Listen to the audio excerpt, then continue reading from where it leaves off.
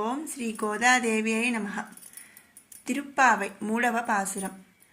ஓங்கியுலகளந்த உத்தமன் பேர் பாடி நாங்கள் நம் பாவை குச்சாற்று நீராடினால் திங்கின்றி நாடெல்லாம் திங்கள் மும்மாறி பெய்து ஓங்கு பெரும் சென்னலூடு கயலுகளா பூங்குவளை போதில் பொறிவண்டு கண்படுப்பா தேங்காதே புக்கிருந்து சீர்த்த முளை பற்றி வாங்க குடம் நிறைக்கும் வள்ளல் பெரும் பசுக்கள் நீங்காத செல்వం நிறைந்தేలోరెంబావాయ్.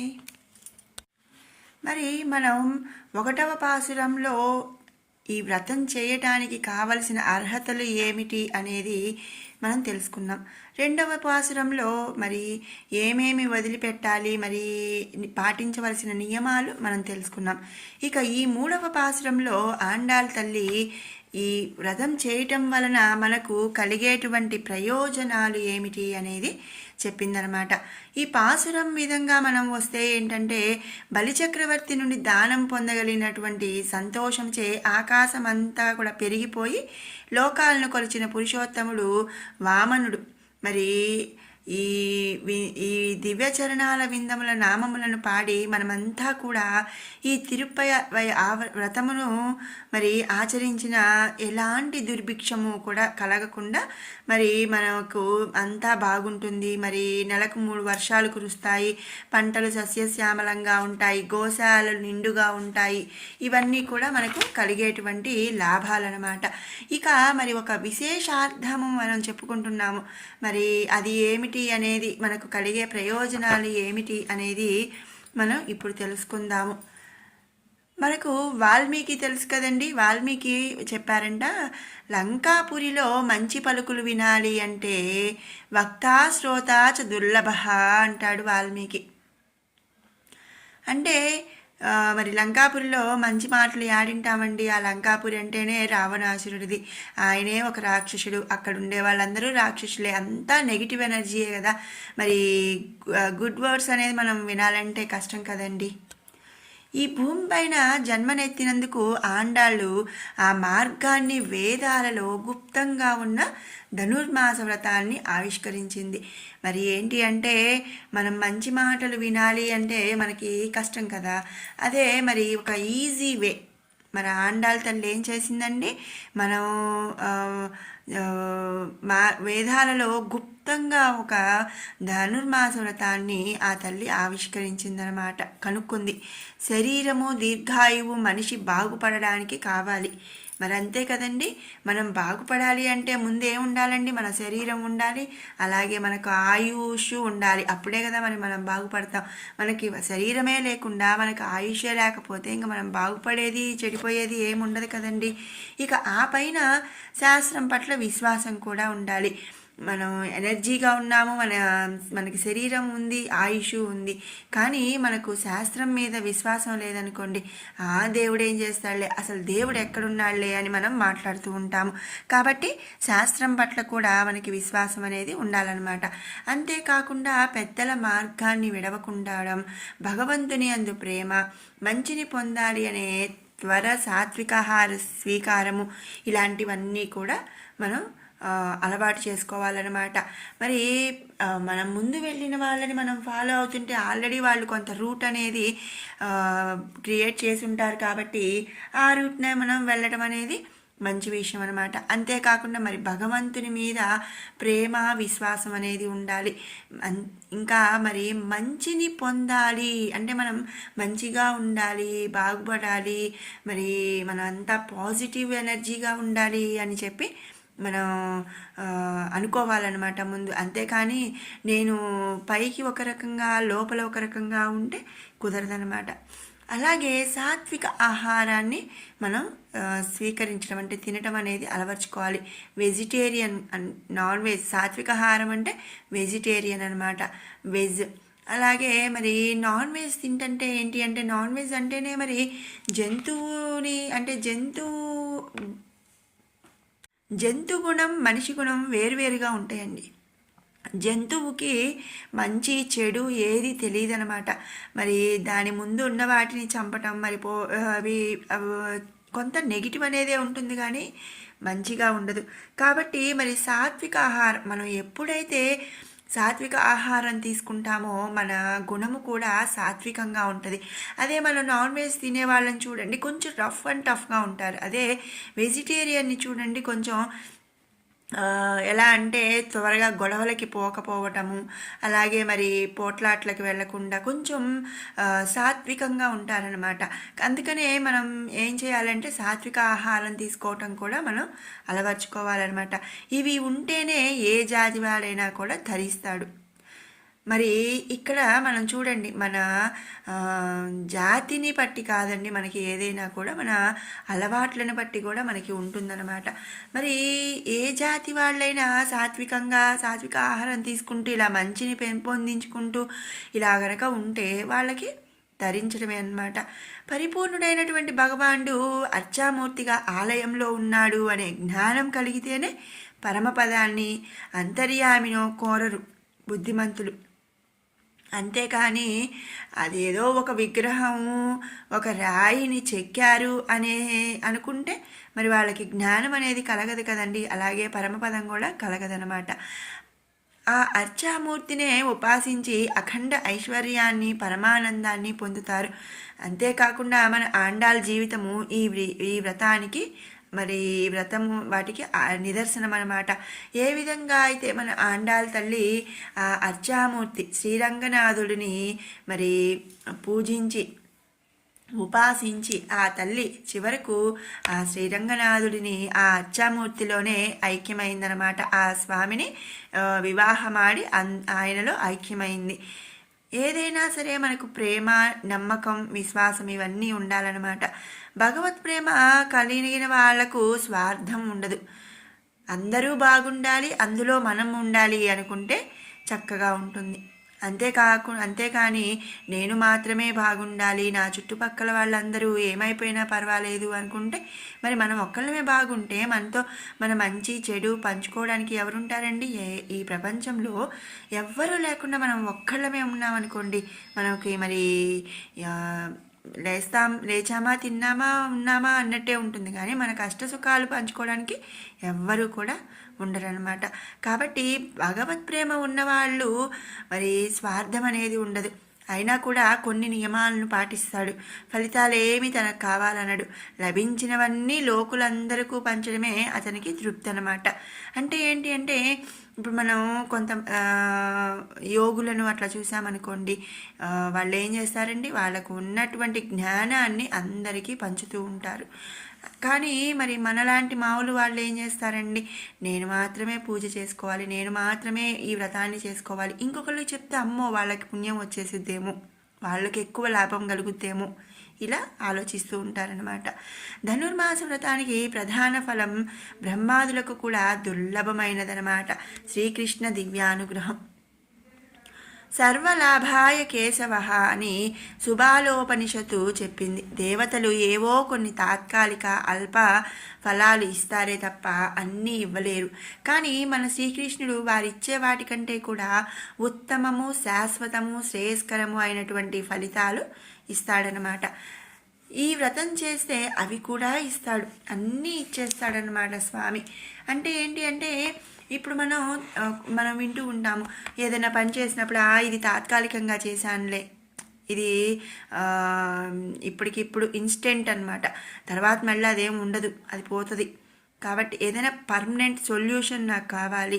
ఇప్పుడు నేను ఏదైనా హెల్త్ ఇష్యూ ఉందనుకోండి, మనం ఒక పెయిన్ కిల్లరే వేసుకుంటే అది తాత్కాలికంగా ఇన్స్టెంట్గా మనకి ఆ నొప్పి అనేది తగ్గుతుంది. కానీ మనకి పర్మనెంట్ సొల్యూషన్ కావాలంటే ఏం చేయాలండి, దానికి సరిపడా ట్రీట్మెంట్ అనేది మనం తీసుకోవాలన్నమాట. ముఖ్యంగా ఈ ధనుర్మాస వ్రతానికి ఏం కావాలి అని ఆండాళ్ళ తల్లి చెప్పిందంటే, మరి వేరే ఒకళ్ళలో ఉండేటువంటి దోషాన్ని కూడా మనం చెడ్డగుణం అంటే చూపించకూడదంట. వాళ్ళు ఇతరులలో ఉండే మంచిని కూడా మరి వేలెత్తి దోషంగా చూపించకూడదు, అది కూడా చెడ్డగుణమే. అది అసూయ అన్నమాట, దాన్ని అసూయ అంటారు. ఇప్పుడు మనం చేయలేమనుకోండి, ఇంకెవరైనా ఏదైనా ఒక పని చేశారనుకోండి, మనం ఏం చెప్తాము, చేశారులే వాళ్ళు పెద్ద గొప్పకు చేశారు, అబ్బో వాళ్ళు తెగ చేశారులే, ఇట్లా మనం వాళ్ళని దూషిస్తూ ఉంటాం. అవి కూడా మనం చేయకూడదంట. అలాంటి అసూయ కూడా మనకి తగదు.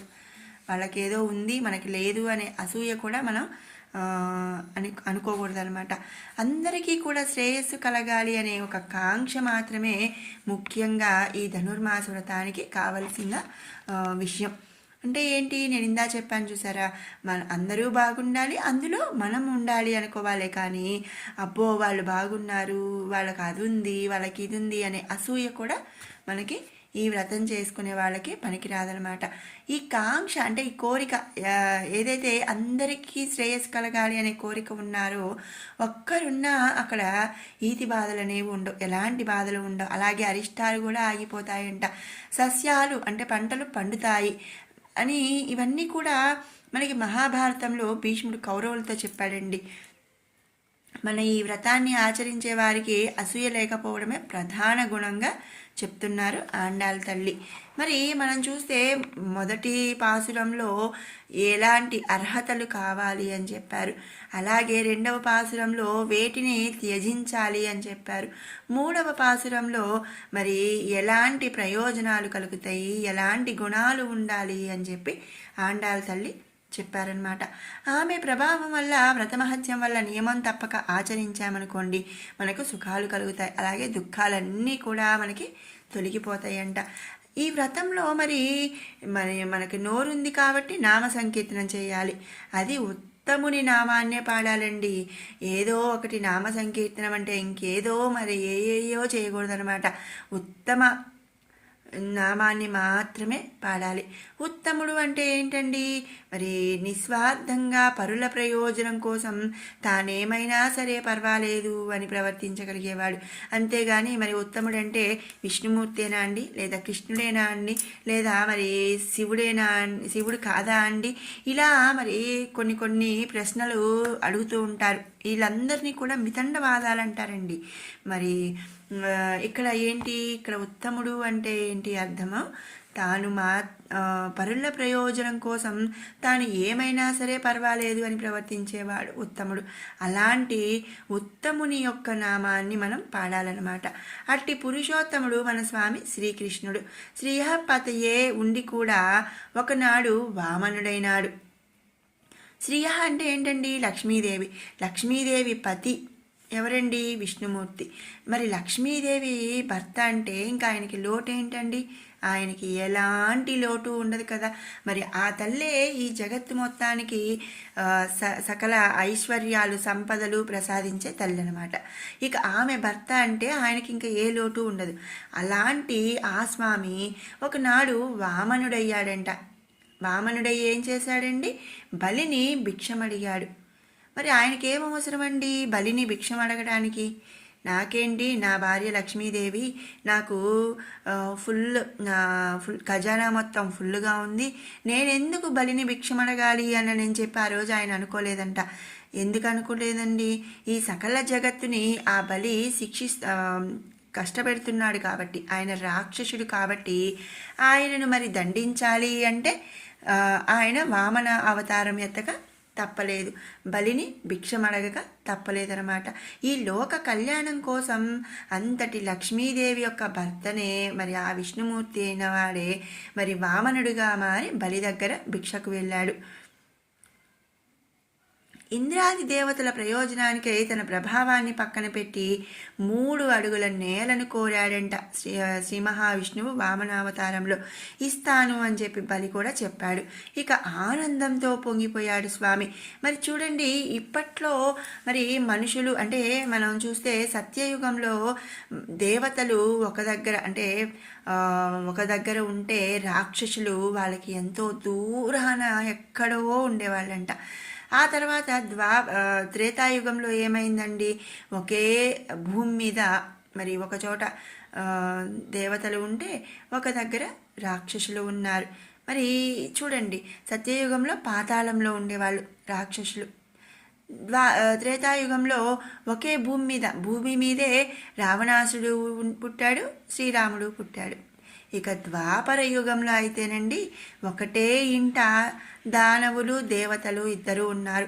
మరి పాండవులందరూ దేవత కోవకు వస్తారనమాట. ఇక రాక్షసులంటే మరి కౌరవులు వచ్చేసరికి రాక్షసుల కోవకు వస్తారు. మరి ఇద్దరు అన్నదమ్ముల పిల్లలే, దాయాదులే, అంటే ఒక ఇంటనే మరి పుట్టి పెరిగినటువంటి వాళ్ళు అనమాట ద్వాపర యుగంలో. ఇక మన ఈ కలియుగంలోకి వస్తే ఒకటే మనిషిలో దేవుడు దానవుడు ఇద్దరూ ఉంటున్నారు. ఒకసారి కోపం వస్తుంది, తన వారైతేనేమో ప్రేమగా ఉంటారు, మరి ఇష్టం లేకపోతే రాక్షసుల్లాగా తయారవుతూ ఉంటారు కదండి. అంటే ఏంటి, ఒకే మనిషిలో దానవులు దేవతలు ఇద్దరు ఉన్నారనమాట. అది మరి యుగ యుగానికి మారుతున్నటువంటి విషయం. ఇక ఆ రోజుల్లో మరి బలి ఎంత రాక్షసుడి కోవకి చెందినా సరే, మరి తన ఇంటికి ఎవరైనా భిక్షం అడిగితే, భిక్షానికి వస్తే లేదు అని చెప్పేటంతటి దానగుణం అంట మన బలి చక్రవర్తికి. మరి ఆ రాక్షస గురువు అయినటువంటి శుక్రాచార్యుడు చెప్తూనే ఉన్నాడు. వచ్చిన ఆయన వామనుడు, మరి ఆయన చూస్తే విష్ణుమూర్తిలాగా ఉన్నాడు, ఆయనకి నువ్వు భిక్షను ఇవ్వకు అని చెప్పి, మాట ఇవ్వకు అని చెప్పిన నా ఇంటికి ఆ అంతటి విష్ణుమూర్తి మరి నా ఇంటికి భిక్షాటనికి వచ్చినప్పుడు నేను ఎలా లేదని చెప్తాను అని చెప్పి ఆయనకి తెలుసు వచ్చింది ఆయనని చంపటానికి విష్ణుమూర్తి అని. అయినా కూడా తనకి మరి 3 అడుగుల నేలను దానంగా ఇచ్చాడు బలిచక్రవర్తి. అంతటి గొప్పగా ఉండేవాళ్ళు అనమాట ఆ రోజుల్లో. ఇక మరి ఇస్తాను అనేసరికి స్వామివారు ఆనందంతో పొంగిపోయి ముల్లోకాలు పట్టనంతటి ఆనంద పొంగు కలిగిందంట. ఆయన ఉత్తముడు, బలిని నొప్పించకుండా అంటే బాధ పెట్టకుండా ఇంద్రుని కోరిక తీర్చాడు. ఎవ్వరూ కూడా అతన్ని గుర్తించలేదా అన్నాడు. కీర్తి దక్కిందనుకున్నాడు బలి. పోతే పోయింది ప్రాణం, ఎప్పుడైనా పోయే ప్రాణమే కదా, నాకు కీర్తి దక్కింది అని చెప్పి బలి అనుకున్నాడట. రాజ్యం దక్కిందనుకున్నాడు ఇంద్రుడు. మోసం చేశావన్నారు మరి సైనికులు. అయినా తాను చేసే లోకోపకారం పూర్తి అయింది అని చెప్పి సంతోషించుకున్నాడు స్వామి. మనం బలి చక్రవర్తి విషయానికి వస్తే 3 అడుగులు కోరాడు కదండి మన వామన అవతారంలో 3 అడుగులు కోరి మరి ఇంతింతే మరి 1 అడుగు భూమి మీద, 1 అడుగు ఆకాశం మీద, మరి 3వ అడుగు ఎక్కడ పెట్టాలయ్యా బలిచక్రవర్తి అని అడిగినప్పుడు నా శిరస్సు మీద పెట్టు స్వామి అని చెప్పి 3వ అడుగు ఆయన శిరస్సు మీదే పెట్టించుకున్నాడంట. ఇంకా ఆ విధంగా మరి పాతాళానికి తొక్కేశాడు బలిచక్రవర్తిని శ్రీమన్నారాయణుడు. మరి చూడండి, మరి నేను చనిపోతాను అని తెలిసినా కూడా బలి వచ్చింది ఆయన చంపే శ్రీమన్నారాయణుడు అని తెలిసినా కూడా మరి దానమిచ్చాడు. దానం ఇచ్చిన తర్వాత మరి తనను చంపినా సరే పర్వాలేదు, ఇచ్చిన మాట తప్పకూడదు అని తల మీదే ఆ 3వ అడుగు పెట్టించుకున్నాడు బలిచక్రవర్తి. ఇక మరి లోకోపకారం పూర్తి అయిందని సంతోషించుకున్నాడు శ్రీమన్నారాయణుడు అనమాట. అలాంటి వారి నామాన్ని పాడాలన్నమాట ఈ ధనుర్మాస వ్రతంలో, శ్రీవ్రతం అప్పుడు. ఎవరైనా పాడవచ్చు నా నామాన్ని, ఎవరైనా పాడచ్చు. అలాగే ఏమవుతుంది పాడితే అనేది ఇప్పుడు తెలుసుకుందాం. మరి ఈ నామం వల్లనే ద్రౌపదికి వస్త్రాలు లభించాయండి. మనం ద్రౌపది వస్త్రాపహరణం అని మనం విన్నాము. అది ఏంటి, మరి నిండు సభలో ఆ కౌరవులు ధర్మరాజు వాళ్ళు ఓడిపోయారు అని చెప్పి ద్రౌపదిని తీసుకొచ్చి వస్త్రభంగం చేశారు. ఆ వస్త్రభంగం చేసినప్పుడు ద్రౌపది మరి ఆ శ్రీకృష్ణ పరమాత్ముణ్ణి వేడుకుండగా మరి వస్త్రాలు వస్తూనే ఉన్నాయండి, లాగుతూనే ఉన్నారు, వస్త్రాలు వస్తూనే ఉన్నాయి. అలాగే మరి పాండవులకి రక్షణ, రాజ్యం వంశపరపరంగా నిలిచాయి. కుచేలునికి సకల సంపదలు కూడా సిద్ధించాయి. కుచేలుడంటే శ్రీకృష్ణుడి పరమాత్ముడి యొక్క మిత్రుడనమాట. అలానే మనకు సంపదలు, శుభములు, పరంపర దక్కుతుందనమాట. అంతేకాదండి, అరిష్టములన్నీ కూడా తొలగిపోతాయన్నమాట ఈ శ్రీకృష్ణ పరమాత్ముని మనం కొలవటం వలన. అరిష్టాలంటే ఏంటండి, అసలు అరిష్టాలు ఏంటండి? 6 రకాల అరిష్టాలు ఉన్నాయండి. అందులో అతివృష్టి, అనావృష్టి. అతివృష్టి అంటే మరి ఎక్కువగా, ఇప్పుడు వర్షాలు ఎక్కువగా పడినాయి అనుకోండి, పంటంతా నాశనం అయిపోతుంది. తర్వాత రెండవది అనావృష్టి. అనావృష్టి వల్ల ఏంటండి మరి అసలు వర్షమే లేదనుకోండి, మరి అప్పుడు అసలు పంట ఎక్కడి నుంచి పండుతుందండి? అది అనావృష్టి. ఇక పంటలను నాశనం చేసే మిడతలు లాంటి కీటకాలు మన పంటంతా చేతికి వస్తుందండి. చేతికి వచ్చేటానికి మరి పురుగులన్నీ మిడతలు వస్తాయి, పచ్చగా ఉంటాయి. అవి చెట్లన్నిటి కూడా నాశనం చేసేస్తాయి అన్నమాట. ఇప్పుడు మన ఇంట్లో చిన్న గార్డెన్ అయినా సరేనండి, కొన్ని చెట్లకి ఏంటంటే ఆ ఆకంతా కనిపించకుండా ఆకు మొత్తం తినేస్తుంది అనమాట. దానివల్ల ఏంటంటే మనం వేసుకున్న చెట్లు, మనం అప్పటిదాకా పెంచుకున్న చెట్లన్నీ కూడా పాడైపోతూ ఉంటాయి. ఇక పండిన తర్వాత పాడు చేసే పక్షులు. పండిన తర్వాత మరి కుప్పలు పోస్తారండి. కుప్పలు పోసినప్పుడు వచ్చి మరి పాడు చేసే పక్షులు కొన్ని రకాలు ఉంటాయి. అంతేకాకుండా మరి పంట ఇల్లు చేరిన తర్వాత నాశనం చేసే ఎలుకలు అనమాట. మరి మనం మూటలు తెచ్చేసామనుకోండి, ఎలుకలు ఉన్నాయి అంటే మొత్తం కొట్టేస్తాయి. మరి అప్పుడు పంట అనేది నాశనం అవుతుంది. ఇవి కాకుండా మరి ఆరవది, ఇవన్నీ చేసినా కూడా సుంకాలు పన్నులు వేసి అంతా దోచుకునే ప్రభుత్వపు రంపపు కోతలు. మరి మనం కష్టపడి పంట పండించి మరి ఎన్నో కష్టాలు పడి ఎరువులని అవన్నీ ఇవన్నీ వేసి మరి రాత్రుళ్ళు అక్కడ కాపలా పడుకొని ఇవన్నీ కీటకాలు పాడు చేయకుండా, మరి ఎలుకలు పక్షులు ఇవన్నీ పాడు చేయకుండా మరి పంటంతా కూడా చాలా జాగ్రత్తగా కాపాడుకుంటూ వచ్చిన చివరికి ఏం చేస్తారండి? మీరు ఇంత లాభం తెచ్చుకున్నారు, మనకు వచ్చిన లాభం, మనకు వచ్చిన ఇదే కనిపిస్తుంది కానీ మనం పడిన కష్టం కనిపించదు. కానీ గవర్నమెంట్కి ఏం చేస్తారండి వాళ్ళు?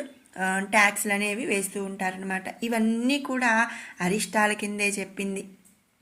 ఈ అరిష్టాలు ఏవి ఉండవండి మనం ఈ ధనుర్మాస వ్రతాన్ని కనుక చేసుకుంటే. ఆండాళ్ళు శ్రీ విల్లిపుత్తూరులోనే ఈ వ్రతాన్ని చేసింది. కానీ ఆ తల్లి ఏం విధంగా మరి అనుకుందండి? తాను గోకులంలో ఉన్నట్టు, ఆ గోకులంలోని ఒక గోపిక అయినట్టు, మిగిలిన గోపిక స్నేహితులందరినీ ఆ తల్లి లేపుకొని శ్రీకృష్ణుడి దగ్గరికి వెళ్ళి ఈ వ్రతాన్ని చేసినట్టు ఆ తల్లి భావించుకుంటూ మరి విల్లిపుత్తూరులోనే ఈ వ్రతం చేసిందంట. మరి ఆమె ఎందుకు చేసిందండి?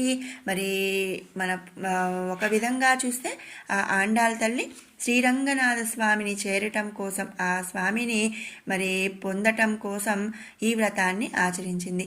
మరొక విధంగా ఏంటి అంటే లోకానికంతకు కూడా ఇలాంటి సౌభాగ్యం కలగాలి అని చెప్పి ఆ తల్లి ఈ వ్రతాన్ని చేసిందనమాట. ఇక్కడ ఏంటంటే మనకు ఆండాళ్ళ తల్లి విష్ణు చిత్తుల వారికి తులసి వనంలో దొరికిందండి. కాబట్టి ఆ తల్లి యొక్క తండ్రి విష్ణు చిత్తులుగాను, తల్లి తులసీమాతగాను చెప్పుకుంటూ ఉంటారు. ఇక పుట్టింటి వారిగా శ్రీరామానుజుల వారు మరి గంగాళాల వ్రతం తీర్చారు కాబట్టి ఆయన్ను సోదరునిగా ఇలా చెప్పుకుంటారనమాట. ఆ తల్లిని లక్ష్మీ అంశగా, భూదేవి అంశగా కూడా మనం చెప్పుకుంటాము. అంటే మరి ఏంటి, ఆ స్వామిని చేరాలి అని చేసిన మరి ఆమె ఈ లోకాన్నంతా మరి మనకి తండ్రి శ్రీమన్నారాయణుడైతే ఆ తల్లి మరి అమ్మ ఎవరండి? తల్లి ఆండాళమ్మవారు. మరి పిల్లల కోసం మరి మనమంతా వాళ్ళ పిల్లలమే కాబట్టి పిల్లల కూడా ఆ సౌభాగ్యం కలగాలి అని మనకు ఒక ఈజీ రూట్ మ్యాప్ అనేది ఆ తల్లి ఈ తిరుప్పావై రూపంలో మనకి ఇచ్చిందనమాట. ఈ స్థితి కలగడానికి అనుకూలముగా మరి నెలకు 3 వానలు కురుస్తాయి. 9 దినాలు ఎండ తర్వాత ఒకనాడు వర్షం అనేది కురుస్తుందంట. పంటలు వాతావరణ దోషాలు అంటకుండా పరిశుద్ధంగా ఉంటాయి. 3 రకాల శుభాలు మనుషులకు ఏర్పడతాయి. స్త్రీలు శుద్ధ భావాలు కలవారవుతారు. అలాగే వీరి వల్ల గృహ వ్యవస్థ కూడా బాగుపడుతుంది. పాలకులు ధార్మిక భావన కలవారి అవుతారు. రాష్ట్రాలు బాగుపడతాయి. బ్రహ్మవేత్తలు నియమపాలన చేసే బోధకులవుతారు.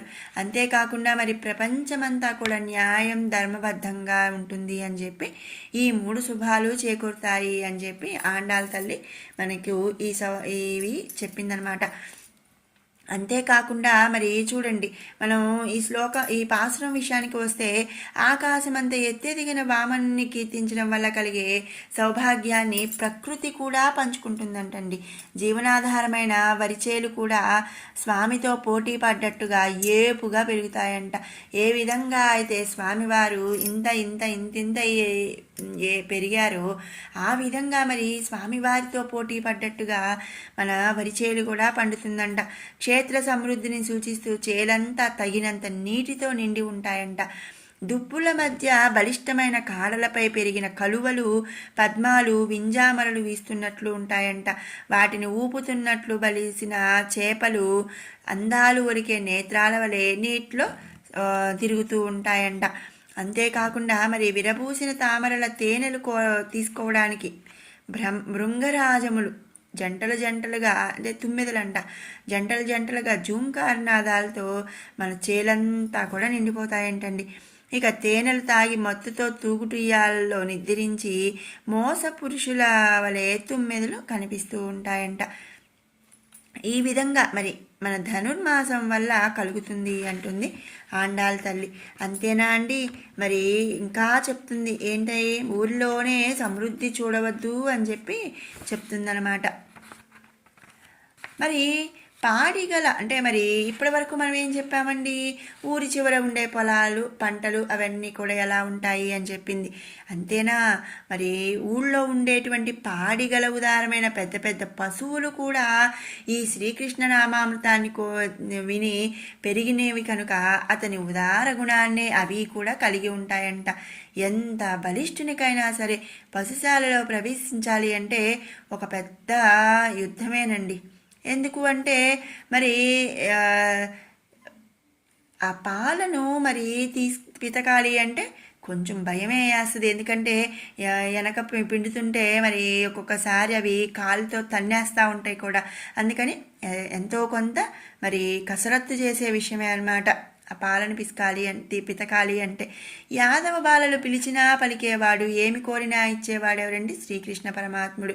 ఎందుకంటే మరి ఆయన యాదవ వంశంలో అక్కడే పెరిగాడు కదండి. 12 సంవత్సరాల వరకు కూడా శ్రీకృష్ణ పరమాత్మ నందుని వద్ద రేపల్లెలో యాదవ బాలునిగానే పెరిగాడు. అతని మురళీరవాన్ని విన్న పశువులు అదే గుణంతో ఉండి చిన్న పిల్లలకైనా సరే ఎప్పుడు కోరినా సరే పాలు ఇచ్చేటటువంటి ఉదారత కలిగి ఉంటాయంట ఆ రేపల్లెలోని గోవులు, పశువులు. చూడండి, మనము కొన్ని సినిమాల్లో చూస్తూ ఉంటాము ఏంటంటే శ్రీకృష్ణుడు మరి అలాగే వాళ్ళ తోటి స్నేహితులు గోపబాలలందరూ కూడా పశువులను కాయడానికి అడవికి తీసుకువెళ్తారు. అలాగే మరి పాలు పిసికేటప్పుడు ఈయన ఒక చెట్టు దగ్గర నించొని మురళి వాయిస్తూ ఉంటే ఆ పశువులు ఏం చేస్తాయంటే చక్కగా పాలు వాటంతటి అవే వస్తూ ఉంటాయి అన్నమాట. అంతటి ఉదారం కలిగి ఉంటాయి ఆ గోవులు కూడా.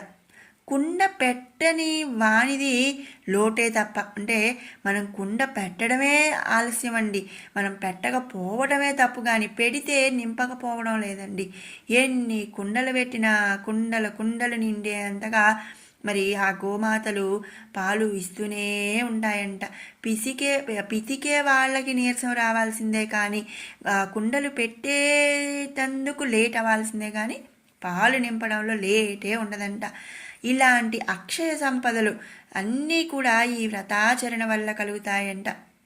దేశమంతా పశుపక్షాది జీవరాశి అంతా కూడా, పాడి పంటలు, వాతావరణం అంతా అన్నీ కూడా సాత్వికమై సోదరభావం పొంగి అందరూ సుఖ సంతోషాలతో ఉంటారంట. ఈ మార్గశీర్ష స్నానవ్రతం చేస్తుందని ఆండాల్ ప్రతిజ్ఞ చేస్తోంది. అంటే చూడండి, కేవలం ఆ తల్లి తన కోసం మాత్రమే కాదండి, తను శ్రీరంగనాథుణ్ణి చేరటం కోసమే కాదు, ఈ లోకం మొత్తం కూడా సుఖ సంతోషాలతో తులతూగేటట్టు మరి ప్రతిజ్ఞ చేసి ఈ మార్గశీర్ష స్నాన వ్రతాన్ని చేస్తుంది. పరమాత్మ అంతటివాడు, పరుల కోసం పడరాని పాటలు పడ్డాడండి పాపం స్వామి. భిక్షమెత్తి లోకాలన్నీ కొలచి తన పాదాలను ఎంత శ్రమింపచేసుకున్నాడో. మరి మనమెంతండి? మన ఇంటి వరకే మనం చూసుకుంటాం. ఇక అసలు ఇప్పుడు రోజుల్లో అయితే ఇంటి వరకు కాదండి, మన వరకే చూసుకుంటున్నాము. కానీ స్వామి మరి మొత్తం సకల సృష్టి కూడా మరి బాగుండటం కోసం ఎన్నో పడరాని పాటలు పడ్డాడు. మరి వామనావతారంలో భిక్షమెత్తాడు, రామావతారంలో అడవికి వెళ్ళాడు, వనవాసానికి వెళ్ళాడు తల్లి కోసం. ఇక కృష్ణావతారంలో అయితే స్వామి పుట్టడంతోనే తన కన్న తల్లిదండ్రులను విడిచి ఇంకెక్కడో మరి దాపరికంగా పెరగాల్సి వచ్చింది. ఎంతమందో రాక్షసులు, పూతన ఏంటి, ఇట్లా మరి ఎన్నో మంది రాక్షసులను పంపించాడు కంసుడు చంపడానికి. మరి ఎన్ని కష్టాలండి. పుట్టిన దగ్గర నుంచి కూడా ఆయన మరి పాటలు పడుతూనే ఉన్నాడనమాట. మరి దేనికండి? ఈ లోకరక్షణ కోసం. అంతేకాని ఆయన కోసం మాత్రం కాదు కదండి, మన ఈ సకల సృష్టిని రక్షించడానికే కదా. మన దేశం వారికి, మన ప్రజలకు, మన జాతికి, మానవాళికి అంతా కూడా ఎంతో ఆనందాన్ని, మహదానందాన్ని ఇస్తుంది. అంటే ఈ వ్రతాన్ని ఆచరించవద్దు? మరి ఆచరించాలి కదండి. మరి ఆ స్వామి అంత చేశాడు మనందరి కోసం. ఇక ఆండాళ్ళ తల్లి అయితే మరి మనం మాత్రమే బాగుండకూడదండి. మరి నేను నిన్ను చేరిన తర్వాత అందరితో అయిపోలేదు. మరి నీ పిల్లలు అంటే, నువ్వు ఈ సృష్టికి తండ్రివి అంటే మరి వాళ్ళందరూ నా పిల్లలు కాదా? మరి నా పిల్లలందరూ కూడా బాగుండేలాగా ఈ వ్రతాన్ని ఆచరించాలి అని చెప్పి, ఈ వ్రతాన్ని ఇవ్వమని చెప్పి తల్లి సంకల్పం చేసిందనమాట.